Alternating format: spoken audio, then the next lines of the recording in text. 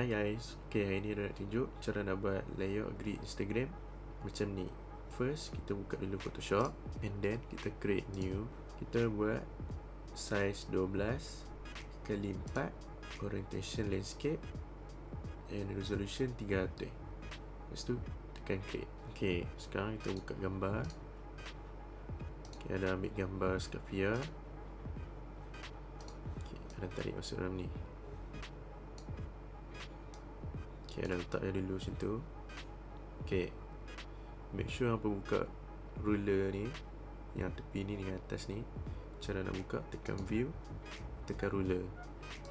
Okay, bila dah buka ruler, hampa right click, pilih inches. Okay, now hampa tekan dekat ruler ni, tekan jangan lepas, tarik lagi tepat dekat dengan 4 inci. Okay, and then tekan sekali lagi, tarik lagi tepat dengan 8 inci. Ok, dah siap tu, right click rectangular tool ni, right click sini, free transform. Lepas tu kita adjust. Ok, dah siap adjust. Apa rasa dah ngam, apa buat kotak ikut line biru ni.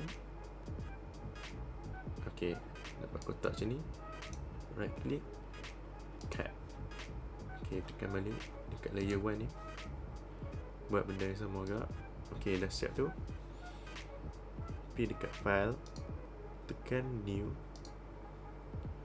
buat size 4 kali 4.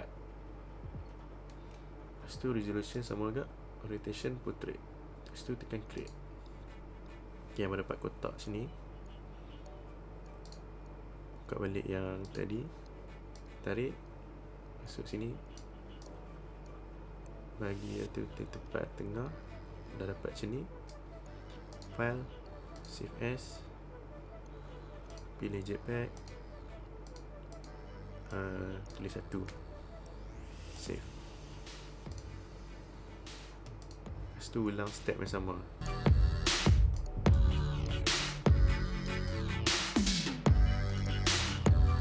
Ok, dah siap yang Photoshop ni. Photoshop kita dah boleh tutup. Kita buka Premiere Pro, tekan new project, tekan OK. Ok, kita tarik gambar 3 ni, masuk dekat Premiere Pro, and then kita masukkan video. Ok, video ni tarik ke timeline dulu. Lepas tu tarik ni ke kiri lagi besar. Lepas tu tekan butang arrow dekat keyboard tu kanan 5 kali. 1, 2, 3, 4, 5. And then kita tarik kita punya video bagi sama line biru ni. Lepas tu tarik gambar ni, letak sini, tarik yang ni, letak sini, tarik yang ni, letak sini. Ok, pilih tiga ni, right click, scale to frame size. Ok, dia dah sama size dengan kita punya video. Ok, kita adjust dulu, pergi dekat effect control, dekat bahagian motion, kita boleh tarik dia ke kiri. Ok, lepas tu sama juga, yang ni kita tarik ke kanan, kita adjust bagi nampak tak ada line tu. Ok, yang ni kita adjust sikit bagi tak nampak line tu. Ok,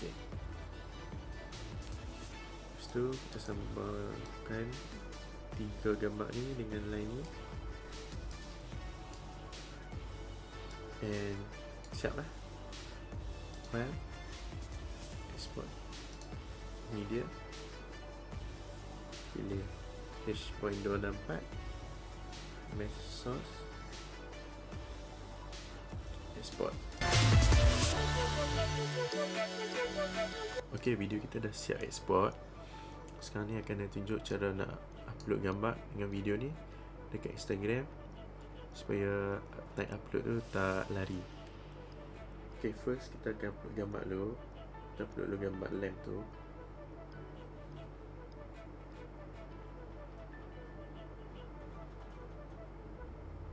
Ok, next kita upload video. Part video ni paling penting. Ok, nampak dia tunjuk saiz kotak. Apa tekan yang bawah kiri ni, so dia tak lari saiz dia.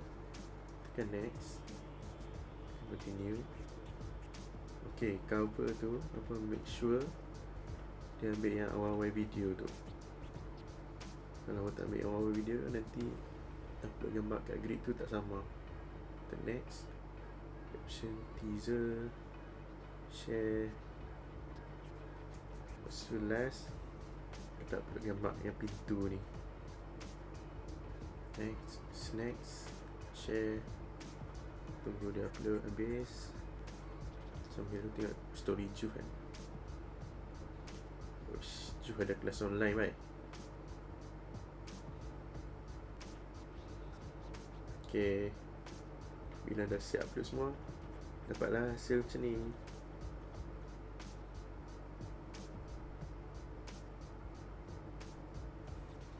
Okay, anda harap video ni hampa faham lah. Kalau hampa ada cara yang lagi senang, lagi cepat, boleh DM anda bagi tahu.